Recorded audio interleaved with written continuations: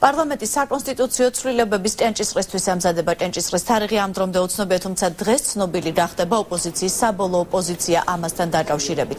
საპარლამენტო ოპოზიციის ლიდერები აცხადებენ, რომ ცვლილებების პროექტზე პოზიციის შესაჯერებლად სამუშაო პროცესში უმცირესობის ყველა დეპუტატმა მიიღო მონაწილეობა. დღის რა მონაკვეთში აპირებენ ნაციონალი დეპუტატები საკუთარი პოზიციის დასაჯაროებას. გარდა ამისა, ამ წუთებში იურიდიული კომიტეტი მეორე მოსმენით განიხილავს საერთო სასამართლოების შესახებ კანონში შესატანით ცვლილებების პროექტს. მასე ჩვენი საპარლამენტო კორესპონდენტისგან შევიტყობ დეტალებს. მერიან გორგოძე ქუთაისიდან გვერდება პირდაპირ ეთერში. მერიან, მოგესალმებით და გისმენთ.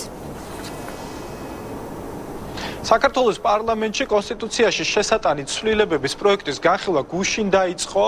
ამ საკონსტიტუციო ცვლილებების მთავარი არსი კი პრეზიდენტისთვის იმ კონსტიტუციური უფლების შეზღუდვაში მდგომარეობს, რომელიც მას პარლამენტის ნების საწინააღმდეგოდ მთავრობის დათხოვნისა და ახლის დაკომპლექტების შესაძლებლობას აძლევს. უნდა ითქვას, რომ ეს საკითხი გუშინ დეპუტატებმა განიხილეს იურიდიულ საკითხთა კომიტეტის ხდომაზე და დეპუტატების უმრავლესობამ პირველი მოსმენით საკითხს მხარი დაუჭირა, თუმცა აღსანიშნავია, რომ გუშინ კომიტეტის არ იმყოფებოდნენ საპარლამენტო უმცირესობის წარმომადგენლები, რადგან მათ განაცხადეს, რომ ისინი საკუთარ საბოლოო პოზიციას ამ საკითხთან დაკავშირებით სწორედ დღეს გამოთქვამენ და განაცხადებენ. გარდა ამისა, დღეს პარლამენტში საკომიტეტო მუშაობა გრძელდება, მაგალითად ამ წუთებში მიმდინარეობს იურიდიული საკითხთა კომიტეტის სხდომა, სადაც მთავარი განსახილველი საკითხი არის საერთო სასამართლოების შესახებ კანონში შესატანი ცვლილებები. ეს პაკეტი პარლამენტში გასული წლის ნოემბერში შემოვიდა, მაშინ დეპუტატებმა პირველი მოსმენით გაიარეს ეს საკითხი, თუმცა შემდეგ განხილვის პროცესი შეწყდა, რადგან დეპუტატები ვენეციის კომისიის დასკვნას დაელოდნენ.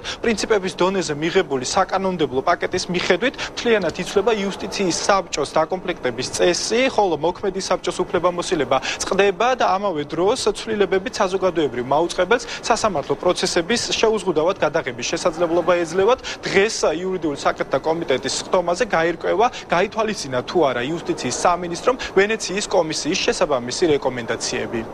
ეს არის იურიდიული კომიტეტის პრეროგატივა, რომელმაც უნდა კენჭი უყაროს საბოლოოდ და ისე მიიღოს გადაწყვეტილება. მე პირადად, როგორც ერთი პარლამენტის წევრი, როგორც ერთი წევრი იურიდიული კომიტეტისა, მომხრე ვიქნებოდი, რომ ის მოსამართლეები, რომლებიც იმავდროულად არიან ხელმძღვანელები, ანუ თავმჯდომარეები, გადადგნენ ან იუსტიციის საბჭოს წევრობიდან, ან თავიანთი თანამდებობიდან და დაჩნენ იუსტიციის საბჭოს წევრებად. იმედი გვაქვს, რომ იმ ვარიანტში, რომელიც არიგებული იქნება უკვე კომიტეტის ხდომაზე, სრულად იქნება ასახული ვენეციის კომისიის დასკვნაში გათვალისწინებული შენიშვნები. ყველა სხვა საკითხზე შეგვეძლება საუბარი უკვე მას შემდეგ, რაც გავეცნობით კონკრეტულ პროცესს. ჩვენ დავაყენებთ დღეს წინანდებას, რომ უფრო გამკაცრდეს ის კრიტერიუმები, რომელთა მიხედვითაც უნდა მოხდეს იმ 6 წევრის შერჩევა და თითოეულ მუხლზე, რომელიც იქნება განხილული დღეს, იქნება გარკვეული ჩვენი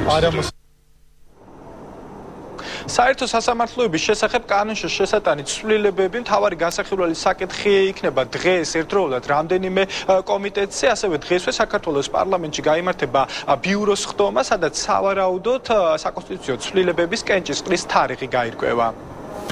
დიდი მადლობა მერიან, ეს იყო მერიან გორგოძე ქუთაისიდან.